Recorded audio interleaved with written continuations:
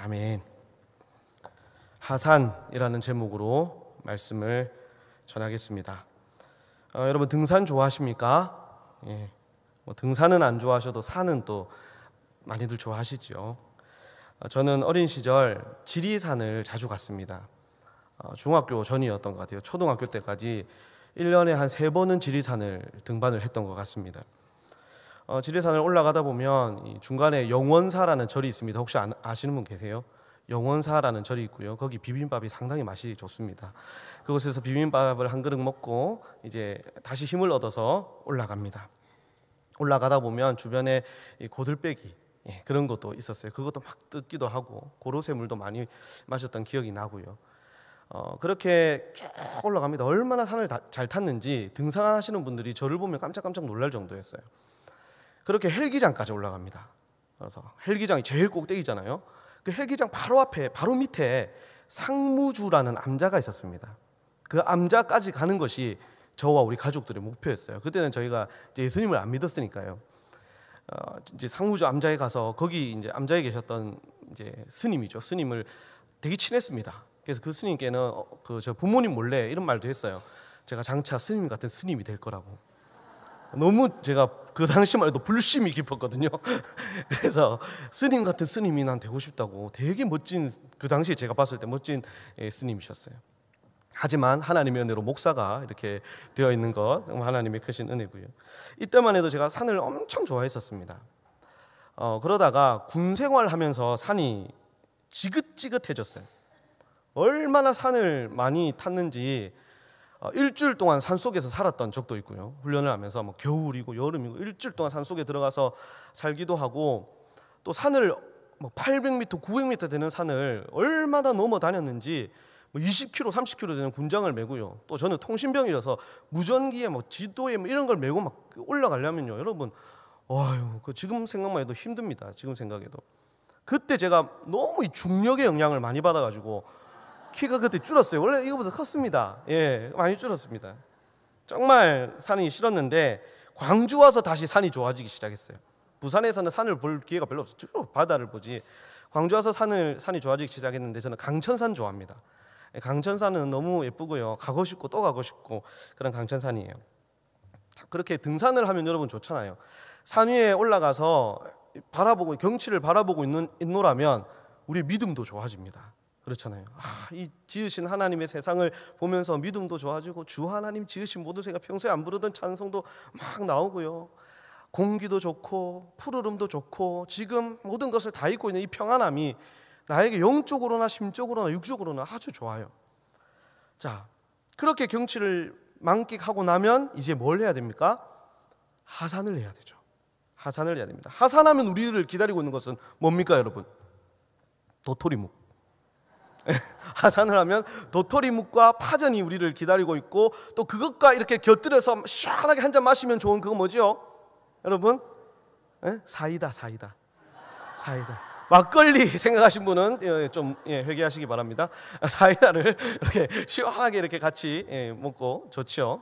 뭐 이런 좋은 것도 우리를 기다리고 있지만 좀 마음에 안 드는 것도 우리를 기다리고 있습니다. 뭡니까? 우리가 살아가야 할 세상이죠. 공기도 일단 나빠지고요. 차도 많고요. 위험하고요. 사람도 많고요. 고민해야 될 고민거리가 너무 많은 세상을 우리는 맞이해야 됩니다. 하지만 산에 머물러 있을 수는 없습니다. 우리는 하산해야 됩니다. 산 아래 내 삶의 현장, 내가 살아가야 할 곳이 산 아래 있기 때문에 그렇습니다. 오늘 본문 바로 직전에 베드로와 야고보와 요한이 예수님과 함께 상상도 하지 못할 놀라운 경험을 하게 됩니다. 본문 바로 직전입니다. 여러분 잘 아시는 변화산 사건입니다. 그들은 천국에서 내려온 모세와 엘리야를 보게 됩니다. 와, 여러분 얼마나 놀랐을까요? 그 모습을 보게 되고, 또 예수님과 대화를 하는데 예수님의 모습이요, 그 전에 우리가 알던 모습이 아니에요. 너무 하얗게 너무 거룩하게 변화된 예수님을 봅니다. 그리고 하나님의 음성도 들었어요. 이는 내 사랑하는 아들이니 너희가 그의 말을 들으라 하는 하나님의 음성도 들었습니다. 여러분 이런 경험을 어디서 하겠어요? 얼마나 놀랍고 또 두렵기도 하면서 흥분이 되었겠습니까? 그들 가슴 속에 차오르는 이 경외감은 지금까지 경험해 본 적도 없고요, 그 무엇과도 비교할 수 없는 것이었습니다. 베드로는 그곳이 떠나기 싫었어요. 산을 내려가기 싫었습니다. 그래서 예수님께 이렇게 말해요. 예수님과 모세와 엘리야의 초막을 여기에 짓고 우리가 여기서 지냅시다. 여기 있는 것이 좋습니다. 내려가지 맙시다 라고 얘기를 해요. 하지만 예수님은 어떻게 하십니까? 그러지 않으십니다. 여기 있는 것이 좋사오니라는 베드로의 요구를 거절하시면서 지체 없이 하산하십니다. 왜 그러셨을까요? 바로 산 아래 그곳에 예수님과 제자들의 사명과 비전, 영혼을 살리고 구원해야 할 그 사람들이 산 아래에 있기 때문에 그렇습니다. 자, 여러분, 마가복음 우리가 보고 있는데, 마가복음은 베드로에게 훈련받고 베드로로부터 거의 아들처럼 키워졌던, 양육받았던 그 마가가 쓴 성경입니다. 이 마가가 어디서 썼냐면 로마에서 썼는데, 당시 이 나라로부터, 사회로부터 엄청난 핍박을 받고 있던 그리스도인들에게 썼던 것이 마가복음이에요. 그래서 마가복음은 다른 복음서와는 달리 이 고난을 이기는 삶에 대해서 강조를 하고 있습니다. 제자도라고 해요. 제자들이, 예수님을 따르는 제자들이 어떻게 이 고난을 이겨내고 살아야 하는가, 어떻게 예수님의 길을 걸어가야 하는가, 그것을 강조하고 있어요. 그래서 1장부터 8장 26절까지는 예수님의 행하신 표적을 중심으로 예수님이 어떤 분이신가를 보여주고 있어요. 그리고 8장 27절부터 30절까지 베드로가 그 예수님을 보고 고백을 해요. 베드로의 고백이잖아요. 주는 그리스도십니다, 살아계신 하나님의 아들이십니다라는 고백을 하고 난 그 다음부터 이제 마지막 8장을 어디에 할애하고 있냐면 제자들이 가야 될 제자도에 대해서 할애하고 있어요. 당신들이 이 예수님을 알고 고백했으니까 이제 그 예수님을 따라 그 십자가의 길, 고난의 길을 가야 한다라고 하면서 쓰고 있는데, 그 시작 지점에 있는 말씀이 바로 이 말씀이에요. 그 관점으로 우리는 오늘 본문을 봐야 돼요. 제자들이 어떻게 예수님의 길을 갈 수 있을까? 자, 예수님과 제자들이 변화산에서 하산을 이제 하고요. 가장 먼저 맞이한 상황이 방금 우리가 읽었던 본문이에요. 그 놀라운 경험을 하고 산 아래 딱 내려왔는데 이들을 맞이하고 있던 상황입니다. 14절을 보세요. 이에 그들이 제자들에게 와서 보니 큰 무리가 그들을 둘러싸고 서기관들이 그들과 더불어 변론하고 있더라. 산 아래 남아있던 제자들 주변에 사람들이 많이 모여 있습니다. 그들이 모여서 이 제자들과 하고 있는 것은 뭐였습니까? 변론이었어요. 여기서 변론은 무슨 뜻이냐면 논쟁하다 이런 뜻입니다. 논쟁하다, 다투다, 질문하고 요구하다 이런 뜻이에요. 한마디로 싸우고 있었다는 거예요. 말다툼을 하면서 서로 논쟁을 하고 있었다는 겁니다. 사실 예수님과 다니면서 제자들이 주로 겪는 일들입니다. 많은 이런 경험들을 많이 했어요. 하지만 지금 변화산에서 그 감격적인 것들을 경험하고 내려온 제자들에게는 어땠겠어요, 여러분? 와, 그래, 이게 현실이지. 지긋지긋하다. 모든 것이 일장춘몽이구나. 이게 현실이야 라고 했을 겁니다. 예, 그게 현실입니다. 바로 그곳이 우리가 내일 월요일부터 살아가야 될 현실입니다. 물론 내일부터 휴가 떠나시는 분들도 계실 수도 있고 우리 고등학생들은 수련회를 떠나겠지만 우리가 주로 평소에 맞이하는 6일 동안의 삶이 바로 이런 삶이에요. 자, 그들이 모여서 하고 있는 변론의 내용은 이런 것들입니다. 한 아버지가 귀신 들린 자기 아들을 데리고 왔습니다. 그리고 제자들에게, 예수님은 안 계셨고요, 남아있는 제자들에게 고쳐달라고 합니다. 내 아들, 귀신 들린 아들을 좀 고쳐주십시오. 근데 이 제자들이 고치려고 했는데 어떻게 됩니까? 안 고쳐지는 거예요. 그러자 아버지가 따지기 시작합니다. 왜 내 아들은 못 고치느냐? 왜 다른 사람들은 고쳐주면서 왜 내 아들은 안 되느냐? 이렇게 따졌겠죠. 그러니까 제자들이 적지 않이 당황했을 겁니다. 제자들은 또 뭐라고 했을까요? 뭐라고 변론하고 싸웠을까요? 이게 왜 우리 탓이냐? 우리가 당신한테 잘못한 것이 뭐 있느냐? 당신이 문제고 당신 아들이 문제인 거지, 죄인이라서 그런 거지 뭐 우리에게 탓을 하느냐? 서로 막 이렇게 논쟁을 하는 거예요. 서기관들도 끼어들어서 거기서 이제 논쟁을 하고 있습니다. 그러다 예수님이 오셨는데 이제 예수님에게 와서 이제 항변하는 거예요. 제가 예수님의 제자들에게 이렇게 데려와서 우리 아들 고쳐달라고 했는데 제자들이 못 고칩니다. 도대체 어떻게 가르치신 겁니까? 뭐가 문제입니까? 자, 여러분, 이 아버지와 제자들이, 또 모인 무리들이 변론하는 모습, 또 예수님께 항변하고 있는 이 모습이 여러분 어떠세요? 저는 너무나 이 오늘날 교회와 세상에 대립된, 또 서로 간에 날이 선 그런 관계의 한 단면을 보여주는 것 같습니다. 서로 헐뜯으며 잘잘못을 따지는 그런 모습 말입니다. 여러분 보시기에는 누가 더 잘못한 것 같습니까? 왜 아들을 고쳐주지 못하느냐 따지는 아버지와 서기관들인가요? 아니면 그게 왜 우리 잘못이냐, 당신 잘못이지 받아치는 그 제자들인가요? 누구에게 더 잘못이 있다고 봅니까? 아버지의 모습도요, 너무 어처구니가 없습니다. 맡겨놓은 것도 아니면서 왜 저럴까 싶기도 하고요. 또 한편으로 제자들이 그 아버지를 좀 더 달래면서 그럴 방법도 있을 거잖아요. 예수님이 오실 때까지 우리가 조금만 기다려 봅시다. 우리가 부족해서 그럴 수도 있습니다 하면서 더 기도하고 했으면 되는데 왜 다투고 있나, 왜 항변하고 있나, 서로 논쟁하고 있나 싶기도 합니다. 누구의 잘못이 더 클까요? 자, 그런데 우리 예수님은 어느 한편도 지적하지 않으셨어요. 누구의 탓이다, 누구의 잘못이 크다, 누구의 책임이라고 정죄하지도 않으시고요. 그들 모두에게 필요한 가르침을 주고 계십니다. 예수님은 그들 모두의 문제를 진단해 주시는데 아버지와 서기관들을 진단하시되 너희에게 믿음이 없다라고 진단하세요. 너희에게 믿음이 없다. 믿음이 없기에 이런 인간과 세상에 닥친 아픔과 문제들을 해결할 수 없는 것이다 라고 하시면서 그들에게 믿음이 어떤 것인지를 보여주세요. 그리고 제자들에게는요, 제자들도 진단하십니다. 너희가 기도하지 않는다라고 하셨어요. 너희는 기도하지 않는다.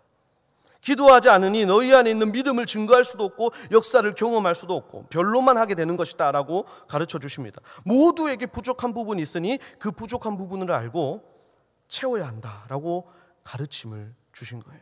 제자도를 지금 가르쳐 주시는 거예요. 여러분, 이게 너무 중요한데요. 우리가 사는 세상을 어떻게 보고 이 세상이 우리에게 보내는 변론을 우리가 어떻게 들어야 하는지, 이게 너무 중요해요. 그리스도인은 세상을 바라볼 때 세상을 바라보는 관점을 예수님처럼 가져야 합니다. 예수님의 관점으로 바라봐야 합니다. 교회 생활을 하면서 세상에 다소 부정적인 그런 이야기들을 우리가 메시지들을 많이 들어왔기 때문에 은연중에 세상이라고 하면 정죄의 대상, 그렇죠? 변론의 대상, 멀리하고 단절해야 될 대상, 이겨야 될 대상, 그렇게 보는 경향이 그리스도인들한테 있어요. 이것은 우리 자녀들에게도 적지 않은 영향을 끼치고 있고요. 마치 뭐 그런 거 있잖아요. 옛날에 그 일본 사람은 무조건 일본 사람은 나쁜 사람이고 북한 사람은 무조건 북한에 있는 사람들은 다 나쁜 사람이다라는 그런 알지도 못하면서 가지고 있는 그런 것처럼 잘못된 생각을 가지고 있죠. 분명히 이것은 세상을 바라보는 바른 시각이 아닙니다. 교회는 무조건 선하고 세상은 악하다. 교회가 하는 일은 다 옳고 세상은 다 틀렸다 같은 이분법적인 시각으로 세상을 보고 세상을 교회와 구분지어서는 안 됩니다. 역사적으로 볼 때도 여러분, 세상이 잘못한 것도 많지만 교회가 잘못한 것도 적지 않습니다. 그리스도인은 이 세상을 예수님의 눈으로 보고 예수님의 귀로 들어야 합니다. 그것이 오늘 본문이 우리에게 가르쳐주고자 하는 제자도예요. 예수님의 눈으로 세상을 진단하고 예수님의 귀로 세상의 소리를 들으라는 겁니다. 의사가 여러분 환자를 대할 때 어떻게 대합니까? 아유, 저 사람은 이런 병자, 환자 좀 멀리 해야 돼, 가까이 하면 안 돼, 이렇게 봅니까? 아니죠. 그 사람을 어떻게 봅니까? 내가 고쳐야 할 대상으로 봅니다. 의사는 그 사람을 볼 때 내가 고치고 내가 살려야 할 대상으로 본다는 거예요. 그래서 환자를 눈으로 살핍니다. 눈으로 보고요, 또 소리를 들어요. 환자의 소리를 듣습니다. 그리고 그를 진단하잖아요. 우리가 세상을 볼 때 그렇게 봐야 한다는 거예요. 그런 시각으로 세상을 대해야 된다는 거죠. 세상을 정죄, 변론, 단절의 대상이 아니라 고치고 회복시키고 살려야 할 대상으로, 나의 사명으로, 비전으로 세상을 봐야 한다는 겁니다. 그래서 그리스도인은요, 산에만 있으면 안 돼요. 산에서만 그리스도인이어서는 안 됩니다. 교회에서만 그리스도인이어서는 안 되고요.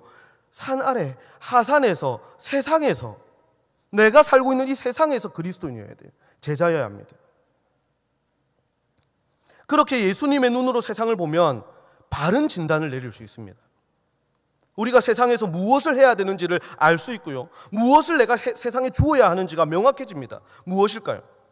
세상에 없는 믿음. 그 믿음을 주어야 한다라고 오늘 본문은 우리에게 가르쳐 줍니다. 예수님은 모인 이들에게 믿음이 무엇인지를 보여주십니다. 19절 말씀이에요. 대답하여 이르시되 믿음이 없는 세대여, 내가 얼마나 너희와 함께 있으며 얼마나 너희에게 참으리요, 그를 내게로 데려오라 하시매 그렇게 아들을 데려옵니다. 그러자 예수님을 알아본 귀신이요 막 경련을 일으키기 시작합니다. 그 모습을 보신 예수님이 안타까워하시며 언제부터 이렇게 되었느냐? 어릴 때부터 그랬습니다. 그리고 22절에서 23절이에요. 말씀입니다. 귀신이 그를 죽이려고 불과 물에 자주 던졌나이다. 그러나 무엇을 하실 수 있거든 우리를 불쌍히 여기사 도와주옵소서. 예수께서 이르시되 할 수 있거든이 무슨 말이냐? 믿는 자에게는 능히 하지 못할 일이 없느니라 하시니. 여러분, 예수님의 진단을 한번 보십시오. 믿음이 있으면 살 수 있다. 너희에게 믿음이 없어서 그렇다. 믿음이 있으면 살 수 있다. 믿음이 있으면 안 되는 것이 없다. 정확히 보고 진단을 내리시고 살 수 있는 길을 그들에게 제시해 주십니다. 어떤 믿음입니까?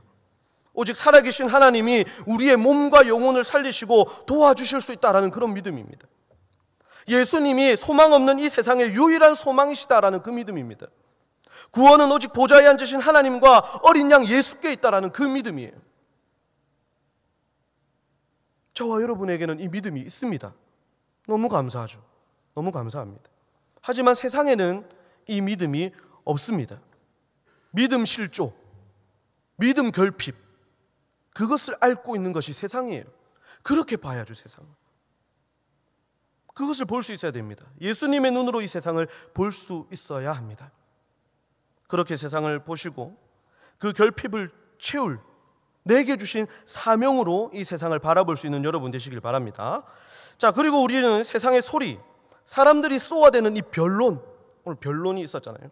그 변론을 제대로 듣고 진단해야 됩니다. 믿음에 대해서 말씀을 하신 그 예수님의 말씀을 들은 이 아버지가 소리를 칩니다. 내가 믿나이다. 나의 믿음 없는 것을 도와주소서. 이게 진심이에요.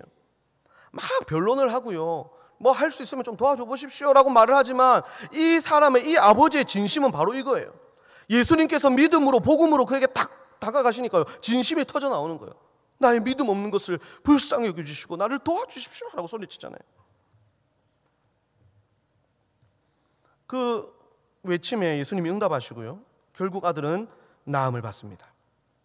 여러분, 우리가 우리 안에 있는 믿음을 전하기 위해서는요, 세상이 소리치는 이 외침을 들을 수 있어야 돼요. 나의 믿음 없는 것을 도와주세요, 우리를 살려주세요라는 이 외침을 듣는 것이 너무 중요합니다.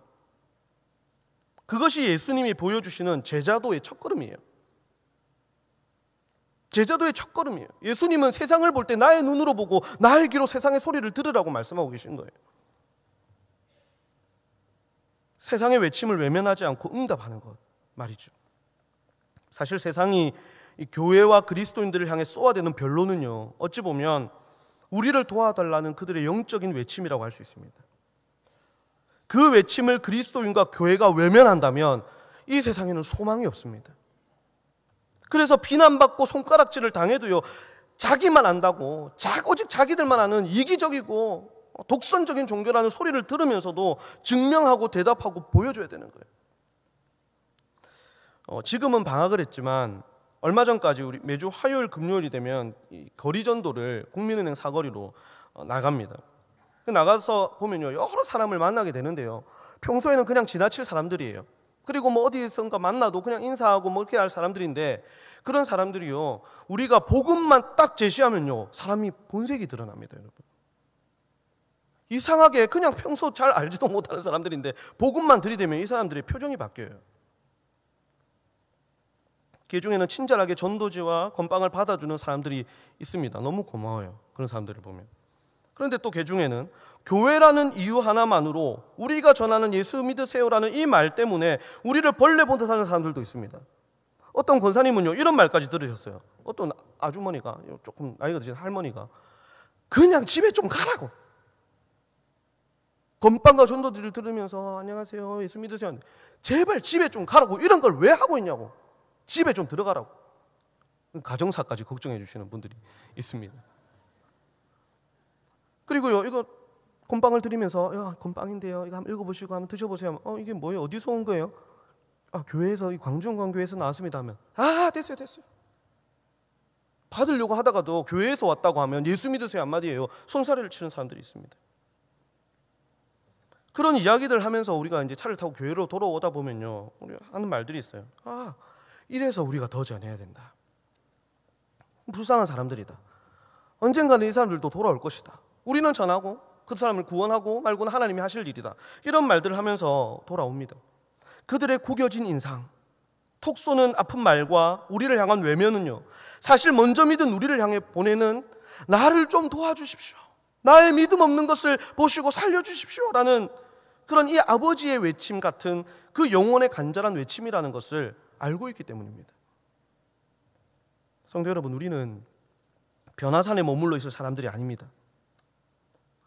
이렇게 오후에 나와서 하나님의 말씀을 경청하고 있는 여러분은 누가 뭐래도 예수님께서 이 시대를 구원하기 위해 부르신, 이 시대를 맡기신 예수님의 제자라고 저는 믿습니다. 우리가 있어야 할 곳은 세상입니다. 그 세상을 예수님의 눈으로 보고 예수님의 귀로 들으며 우리 안에는 있지만 세상에는 없는 그 구원받는 참 믿음을 그들에게 전할 수 있는 저와 여러분 되시기를 바랍니다. 자, 그렇다면 마지막으로 이 힘든 제자의 길, 제자도를 우리는 어떻게 감당하고 걸어갈 수 있을까요? 기도하지 않으면 불가능합니다. 이 사건이 있은 후에, 아들이 고침받는 사건이 있은 후에 제자들과 예수님이 집으로 돌아옵니다. 그때 제자들이 예수님께 조용히 묻습니다. 예수님, 우리는 어찌하여 능히 그 귀신을 쫓아내지 못하였나이까? 왜 우리 안에 있는 이 믿음, 복음의 능력을 우리는 증명하지 못했습니까? 라는 질문이죠. 그래서 예수님이 대답하십니다. 기도 외에 다른 것으로는 이런 종류가 나갈 수 없느니라. 기도입니다. 우리가 그리스도의 제자로, 이 시대에 부르신 그리스도의 제자로 예수님의 눈으로 그들을 보고 예수님의 귀로 그들의 외침을 들으면서 그들에게 우리 안에 있는 믿음을 증거할 수 있는 방법, 그 길은 기도입니다. 기도가 세상을 이기는 능력입니다. 세상의 변론과 맞서 싸우며 또 예수님과 믿음을 증거할 수 있는 사람은 기도로 무장된 기도의 사람입니다. 여러분 기억하십시오. 기도하지 않는 곳에 변론이 일어납니다. 교회 안에서도요, 기도하지 않으면 변론이 넘쳐나는 법입니다. 초대교회에서 문제가 발생했을 때 사도들이 가장 먼저 한 것은 문제 해결이 아닙니다. 자기들의 의견을 주장하면서 문제 해결을 하려고 했던 것이 아니라 기도했어요. 기도가 변론을 이긴다라는 것을 알고 있었기 때문입니다. 우리는 기도를 정적이거나 소극적인 신앙생활로 생각할 수 있어요. 교회 안에서 하니까요. 변화산에서만 하니까요. 또 개인적으로 앉아서 조용하게 할 때도 있으니까요. 하지만 아닙니다. 기도는 무엇보다 적극적인 공격입니다. 세상의 변론을 멈추고 하나님의 능력을 드러내며 세상과 귀신을 이기고 능히 하지 못할 일이 없게 하는 강력한 공격이 기도입니다. 그래서 예수님은 우리에게 기도해야 된다, 기도 외에는 이길 수 없다라고 하신 것입니다. 그러므로 이 세상에서 사명을 감당하는 제자들은 기도로 무장한 기도의 사람이 되어야 합니다. 여러분이 그런 기도의 제자, 무릎으로 사는 그리스도인이 되어 기도로 세상의 변론을 이길 수 있기를 바랍니다. 말씀을 맺겠습니다. 사랑하는 성도 여러분, 교회의 사명은, 제자의 사명은 모여서 기도하고 흩어져서 전도하는 겁니다. 그게 교회의 사명입니다. 즉 변화산에서만 머물러서는 안 되고요, 하산에서 그 시대, 나에게 맡겨주신 그 세상으로 나아가야 한다는 것입니다. 이 시대의 진정한 그리스도의 제자는 내가 있어야 할 곳이 어딘지를 분명히 아는 사람입니다. 우리가 있어야 할 곳은 우리의 사명이 있는 교회 밖 세상입니다. 변화산, 즉 교회에서 받은 감격을 세상에서 살아내는 여러분 되십시오. 교회 안에서만 제자, 교회 안에서만 그리스도인이 아니라 내가 살아가는 6일 동안 살아가는 세상에서 제자로 그리스도인으로 살아가십시오.